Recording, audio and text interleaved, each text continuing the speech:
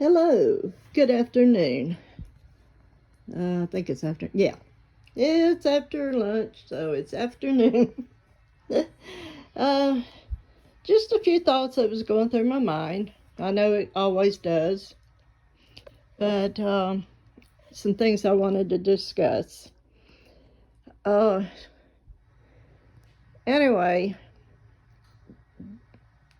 I've explained that to y'all that Jacob has, uh, he's on the autism spectrum disorder.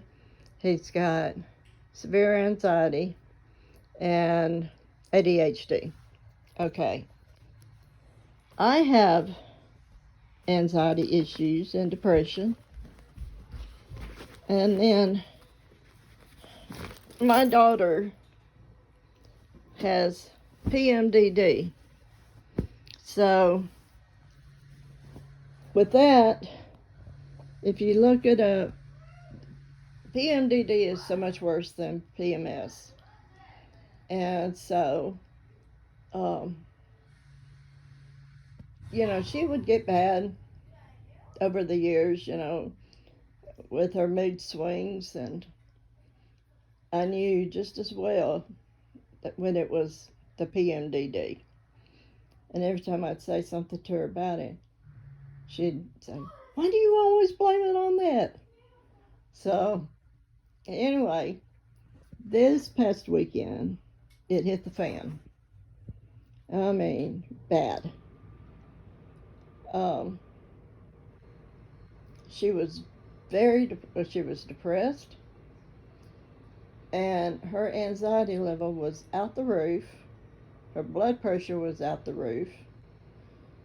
And so, um, she ended up in the emergency room, and which they told her it wasn't, they told her it probably wouldn't hurt for her to have a stress test done, a cardiac stress test. But, they put her on up to her blood pressure medicine and told her to take that and her antidepressants. Her anxiety medicine. So, all right. That night, she still wasn't doing too good.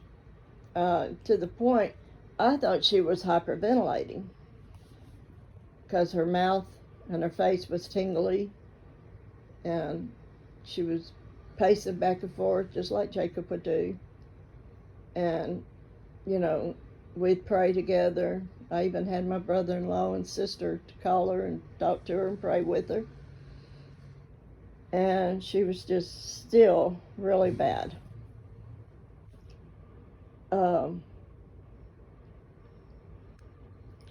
She wasn't sleeping. So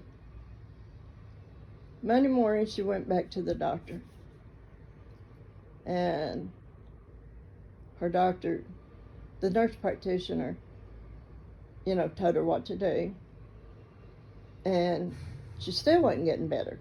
Her blood pressure was still high. And so she went back again yesterday. And she got to speak just for a minute to the doctor and explain to her what was going on, because they were so busy. When you go as a walk-in, you see whoever you could see. So, I think one of her problems was setting her anxiety was that she was going to end up in the hospital. And if she ended up in the hospital, who was going to pay her bills? And you know how it goes. I don't have to tell y'all nothing. Y'all know how it goes. So the doctor told her, said, "No, you're not going to end up in the hospital. We're going to get this under control." Well,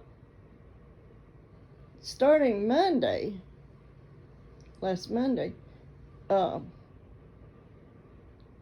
when she saw her weight and her blood pressure, she said, "That's it. I'm going to start eating healthier and get this weight off of me." see if that will help my blood pressure. So, Monday to, let's see, Monday to Thursday, she had lost 11 pounds by cutting out the soft drinks, watching her sodium intake, laying off most of the pasta and stuff. And I hope she can keep this up. You know, I'm praying that she can for her self-esteem and everything. So, yesterday, after seeing the doctor, and they changed the medicines around, put her on different blood pressure medicine, everything, she come home and she relaxed.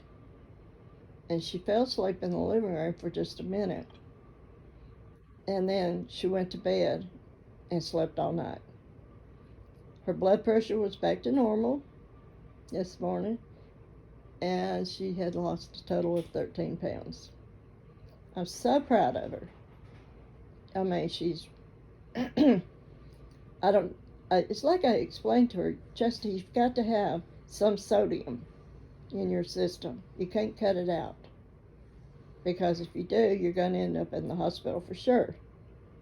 Because my sodium level dropped at one time a few years back, and I was passing out.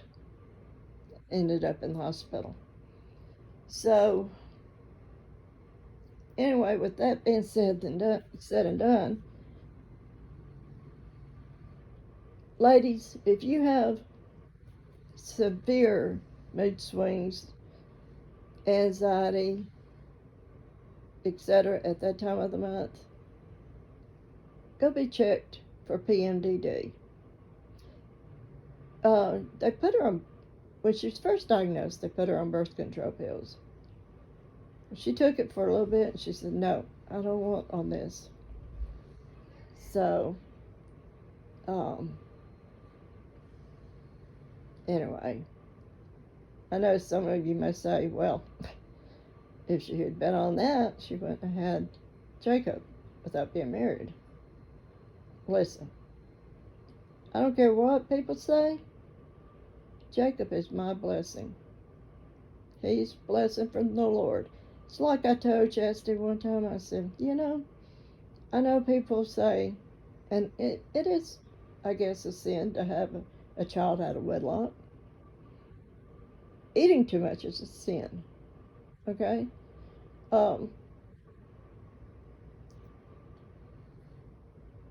Is it an unforgivable sin? No. 2010, I knelt by my bed and I asked the Lord to please show me what He had in the way of happiness for me. It was on New Year's Eve night, January the 7th. We found out the next year, we found out she was expecting with Jacob. And I told Chastity, I said, God wouldn't have done that. You know, I know He answered my prayers. And she said, and also, He used that to bring me back home and to save my soul. I said, you're right. You are so right. Because she wouldn't have, I don't know if she would have ever been saved. She thought she was a few years before that, but she realizes she wasn't. So, anyway, that's what I wanted to talk about. Another thing I wanted to talk about was this Ruby Frankie, 8 passengers, the child abuse. I saw where someone had asked the question, what are your thoughts on what is considered as abuse and discipline? My answer was physical abuse was tying the kids up with duct tape, letting the youngest one go without food because she didn't pack her lunch or didn't take her lunch. Um, and from what I understand, she was letting them go hungry there at the end too. So, uh, things that was not mentioned. Yeah, I believe in punishing a child. Uh, you cannot let a child go unruled like that. They they have to have discipline in their life. Spank them. There is a difference between spanking and beating a child. Um,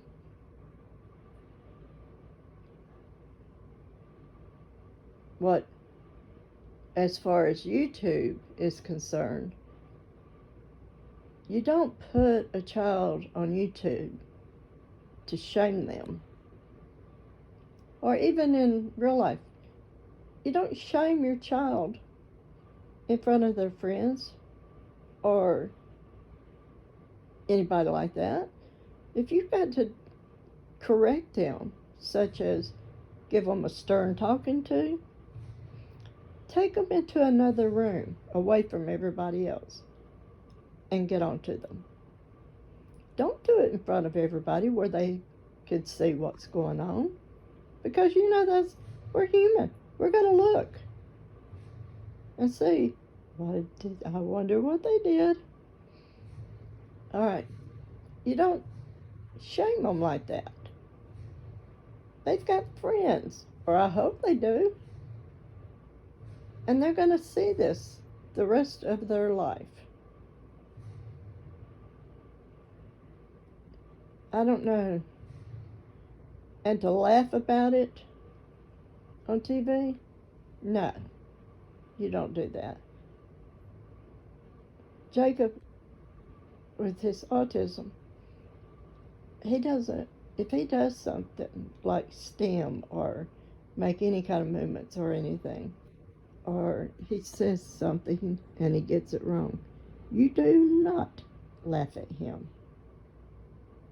He gets so upset. Even if you do think it's funny, don't laugh in front of him, because he is so sensitive to that. But anyway, you've got to respect their feelings. And, you know, it just saddens me for those kids and what they've been through. And for the father to say, Ruby would not let me see or talk to my kids since we separated. That is bull. He is their biological father. He has a right to see them and talk to them. And just like Ruby's sister said, he was the only one that could legally do something to get them away from their mother. And I believe her. I agree with her. Because he is their father. Do I believe Ruby was trying to run the house though while they were together? 100% yes. She's the one that ruled the house.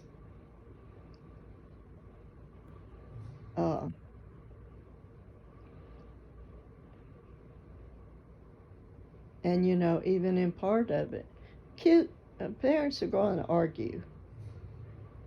All right.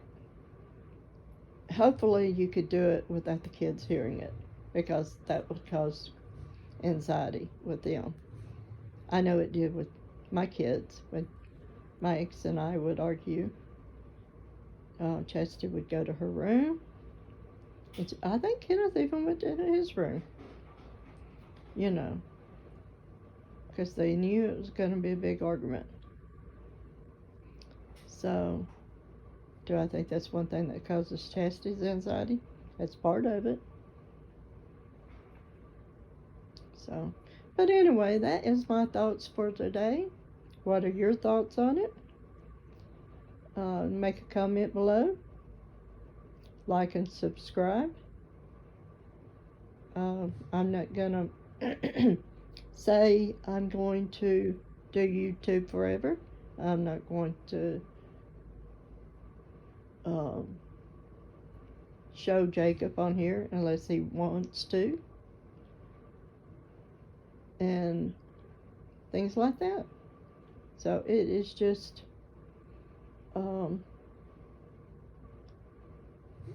whatever the Lord leads.